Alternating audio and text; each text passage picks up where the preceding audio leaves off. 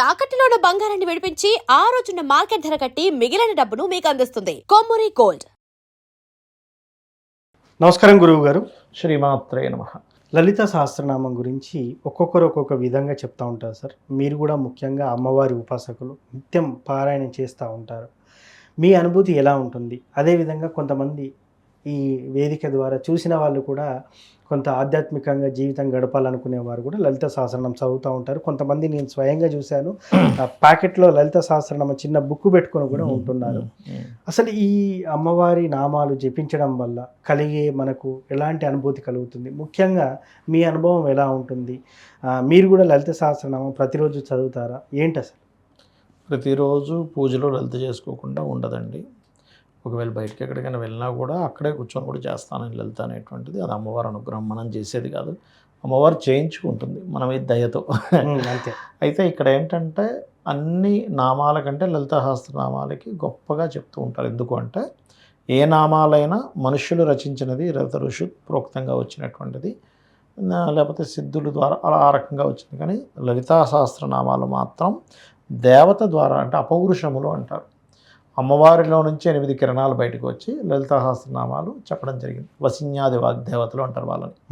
So అది దేవత నుంచి వచ్చినటువంటిది కాబట్టి అంత గొప్పది. అందుకే వాటిని రహస్య సహస్రనామాలు అంటారు. అంటే రహస్యంగా ఉంటాయి. అందులో మళ్ళీ చూడ్డానికి నామంగా ఉంటుంది కానీ అందులో అంతర్గతంగా ఆ యొక్క ఎనర్జీ అనేటువంటిది ఉంటుంది, గొప్ప ఎనర్జీ అనేటువంటిది ఉంటుంది అందులో.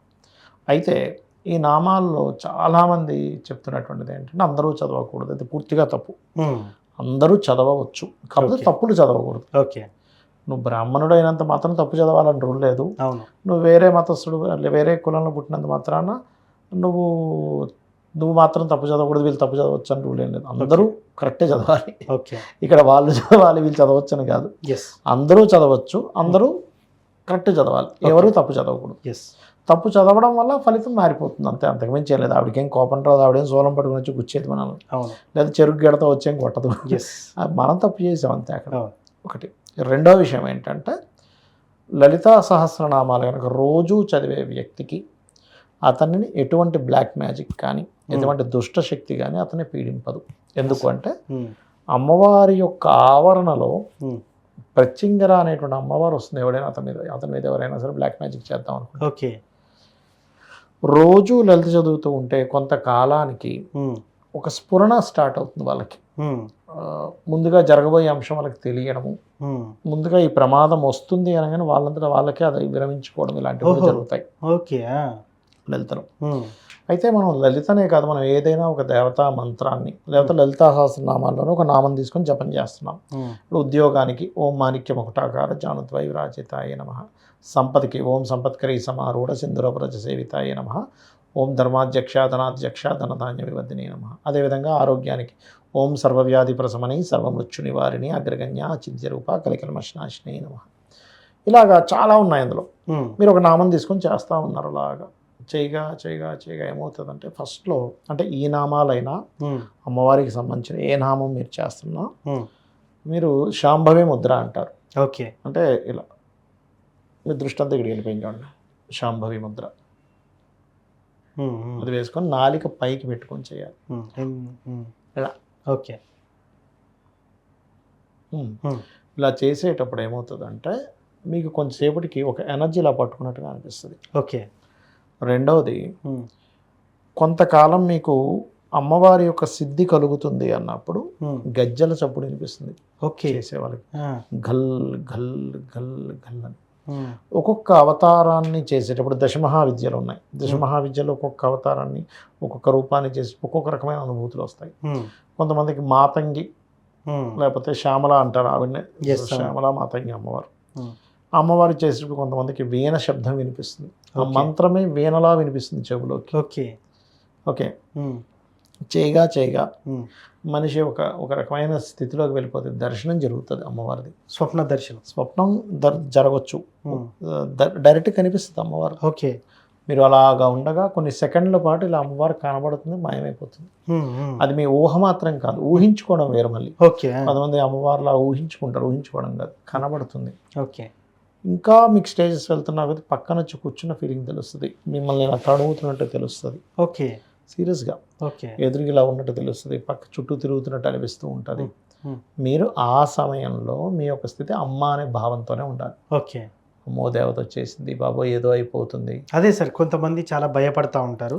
సాధన పొందిన వ్యక్తుల్లో కూడా ఫర్ ఎగ్జాంపుల్ 100 మంది సాధన చేస్తే దాంట్లో 90 మంది అమ్మవారే ఉంది అని అనుకుంటారు. మిగతా 10 మంది భయాందోళనకు గురవుతారు. అమ్మో నాకు ఎట్లనో అయిపోతుంది, అంత వింత వింతగా జరిగిపోతుంది అనే భ్రమలో ఉంటారు. భ్రమలు, మరి భయాలు. అట్లాంటప్పుడు ఏం చేయాలంటే వాళ్ళ జన్మజాతకంలో భ్రమయోగాలు ఎక్కువగా ఉంటాయి. అంటే భ్రమలు ఎక్కువ పడుతుంటారు. అది పూజనే కదా, ఏదైనా భ్రమే. అలా భ్రమలు పడేటువంటి యోగాలు చంద్రుడు పాడవుతాడు వాళ్ళకి. అప్పుడు వాళ్ళు ఎక్కువగా ఫస్ట్ దుర్గానామాన్ని చేసుకోవాలి. ఏం దుర్గానామం? ఓం దుమ్ దుర్గాయ నమః సరిపోతుంది. ఎప్పుడైనా చదువుకోవాలి. అంటే వాళ్ళకి భ్రమలు తొలగిపోతాయి. Okay okay. దుర్గా దుఃఖనాశిని అంటే దుర్గాదేవి యొక్క అనుగ్రహం కలిగితే మనకు దుఃఖాలు దూరం అవుతాయి. ప్రతిరోజు 108 సార్లు చదువుకుంటే బెటర్. చదువుకున్నా సరిపోతుంది. 48 నిమిషాలు చేయమంటాను నేను ఏమంటాను. అవునవునవును. ఒక ముహూర్త కాలం చేస్తే ఏమవుతుందంటే ఫస్ట్ మీకు భ్రమలు పోతాయి. అంటే కొంతమంది ఏమీ లేకపోయినా ఏదో వచ్చిందని భ్రమపడుతూ ఉంటారు, ఏదో జరిగిందని భ్రమపడుతూ ఉంటారు. ఈ భ్రమల నుంచి బయటపడతాడు ఫస్ట్ మనిషి.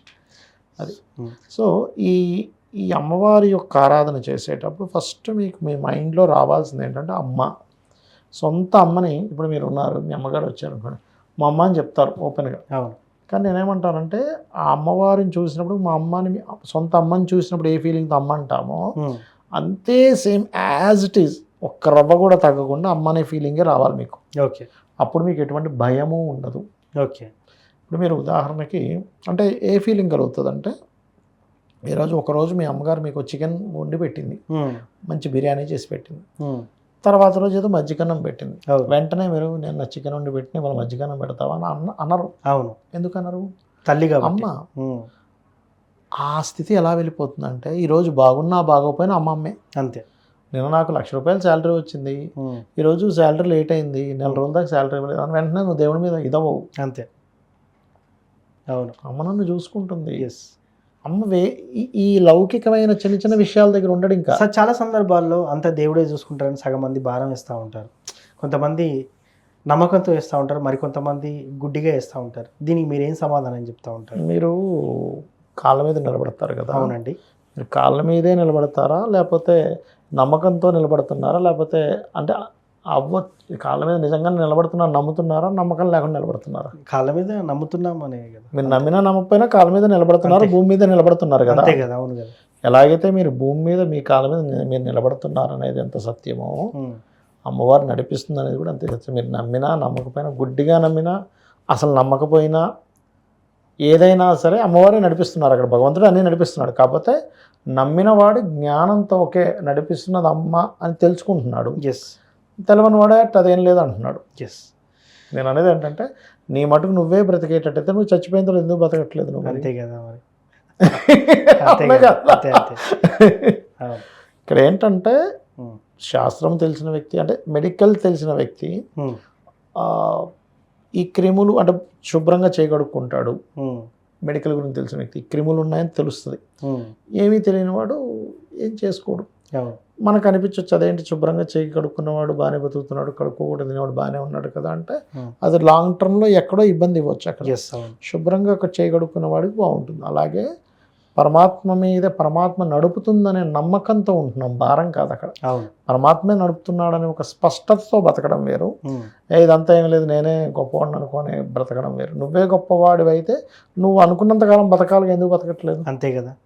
నువ్వే గొప్పవాడివి అయితే అన్ని నీ ఆధీనంలో ఎందుకు ఉండట్లేదు? అదే కదా. సో ముఖ్యంగా మీ లైఫ్ స్టైల్ ఎలా ఉంటుంది సార్? ఒక 1 minute చెప్పండి. అమ్మవారిని నిత్యం స్మరిస్తూ ఉంటారు కదా, మీకు కూడా జరిగేది జరగబోయేది ఎంతోమందికి జాతకాలు కూడా చెప్తూ ఉంటారు. కొన్ని సందర్భాల్లో మీ ఆడియో ఫుటేజ్ కూడా నేను విన్నాను. మీరు ఫలానా డ్రెస్లో ఉన్నారు, అమ్మాయికి ఇలా జరిగింది, గతంలో ఒకరితో సంబంధాలు ఉన్నాయి, ఇట్లా ఓపెన్గా చెప్పేస్తూ ఉంటారు. అంటే జాతకం చూస్తేనే తెలుస్తుందా, అది ఉపాసన బలం అంటారా? మరి మెయిన్ జాతకం ఉపాసన రెండు ఉంటాయండి. ఎవరికైనా కూడా ఏ జ్యోతిష్యులకైనా ఉపాసన అమ్మవారు పలికిస్తుంది, ప్లస్ జాతకం భాగం కూడా ఉంటుంది. ఏం లేదండి, ఇక్కడ ఏంటంటే మనం ఉపాసిస్తున్నాం అనడం కంటే కూడా అమ్మవారు మనకు అదృష్టం ఇచ్చింది. అమ్మవారిని ఉపాసించే యోగాన్ని మనకి ఇచ్చింది. మనం అదృష్టవంతులు అని కూడా. మనం ఏదో ఉపాసిస్తున్నాం అనేది గర్వం అవుతుంది. పొద్దున్నే 4 గంటలకు లేవడం నా దినచర్య అయితే. లేచి చక్కగా యోగా ఏదో చేసుకుంటాం ఒక అరగంట సేపు. దాని తర్వాత ఇంకా పూజాది కార్యక్రమాలు ఉంటాయి. దాని తర్వాత ఇంకా షూటింగ్స్, కాల్స్, గోశాలకు వెళ్ళడం, మళ్ళీ ఈవినింగ్ టైం మళ్ళీ కూర్చొని మళ్ళీ అనుష్ఠానం చేసుకోవడం, రాత్రి వరకు ఏవో ఉంటాయి కదా వాళ్ళ డౌట్స్ వీళ్ళ డౌట్స్ ఉంటే క్లియర్ చేసుకోవడం, ఎస్. కాసేపు ఫ్యామిలీతో గడపడం, నిద్రపోవడం, ఇంతకుమించి ఉండదు అక్కడ స్పెషల్గా సో నిత్యమైతే ఎప్పుడు కాల్స్ అపాయింట్మెంట్స్లో అందుబాటులో ఉంటారు అందరికీ. ఉంటాను. ఎస్. థ్యాంక్ యూ గురుగారు. శ్రీమాత్రే నమః. సో చూశారు కదా, లలిత సహస్రనామం ప్రతిరోజు చదవడం వల్ల కలిగే ప్రయోజనాలు ఏంటి, గురువుగారు నిత్య పారాయణం చేస్తూ ఉంటారు. సో గురువుగారి అనుభూతి కూడా మనం తెలుసుకున్నాం ఈ సందర్భంగా. ఇది లలిత సహస్రనామం యొక్క గొప్పతనం. ధన్యవాదాలు.